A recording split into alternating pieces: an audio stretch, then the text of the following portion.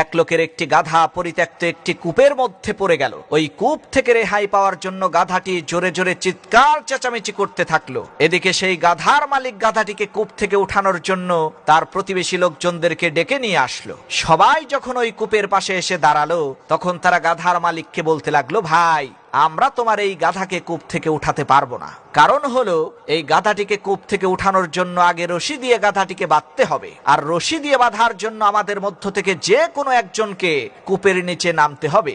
এরপরে রশি দিয়ে বেঁধে টেনে টেনে উপরে তোলা যাবে। কিন্তু আমাদের মধ্য থেকে কেউ তো কূপের নিচে নামতে পারবে না। কেউ যদি নামেও, গাধা তো গাধাই, লাথি মেরে যদি তার চোখ মুখ থ্যাতলা করে দেয়, তাহলে তো সর্বনাশ হয়ে যাবে।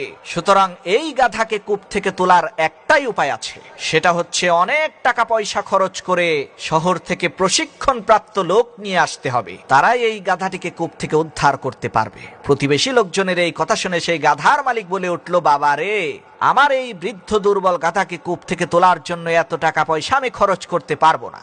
আবার এই গাধাটিকে এইভাবে কূপের মধ্যে রেখেও দিতে পারবো না। কারণ হচ্ছে, সে যেই রকমের চিৎকার চেঁচামেচি করছে, তাতে তো আমার বাড়ি থাকাই কষ্টসাধ্য হয়ে গেছে। এখন একটাই সমাধান, তোমরা ময়লা আবর্জনা মাটি আর ধুলাবালি দিয়ে আমার এই পরিত্যক্ত কূপটিকে ভরাট করে দাও। এতে করে গাধাটিও কূপের মধ্যে দাফন হয়ে যাবে, আর আমিও শান্তিতে বাড়িতে থাকতে পারবো। গাধার মালিকের এই কথা শুনে প্রতিবেশী লোকজন সবাই মিলে ওই কূপের মধ্যে ময়লা আবর্জনা ধুলাবালি ফেলতে লাগলো। এদিকে কূপের মধ্যে থাকা গাধা মনে করলো তাকে উদ্ধার করার জন্যই এই কর্মযজ্ঞ চলছে। এ কারণে সে আরো জোরে জোরে চিল্লাতে লাগলো। গাধার চিল্লানো দেখে প্রতিবেশী লোকজনেরা আরো উত্তেজিত হয়ে আরো বেশি বেশি ময়লা আবর্জনা ফেলতে লাগলো। আর এদিকে কূপের মধ্য থেকে গাধাটি ময়লা আবর্জনার ধুলাবালি তার গায়ের উপর থেকে ঝেড়ে ফেলে দিয়ে লাফিয়ে লাফিয়ে ওই ময়লা আবর্জনার স্তূপের উপরে উঠতে লাগলো। এভাবে করতে করতে এক সময় ওই কূপটি ভরে গেল, আর গাধাটিও ময়লা আবর্জনার স্তূপকে সিঁড়ি হিসেবে ব্যবহার করে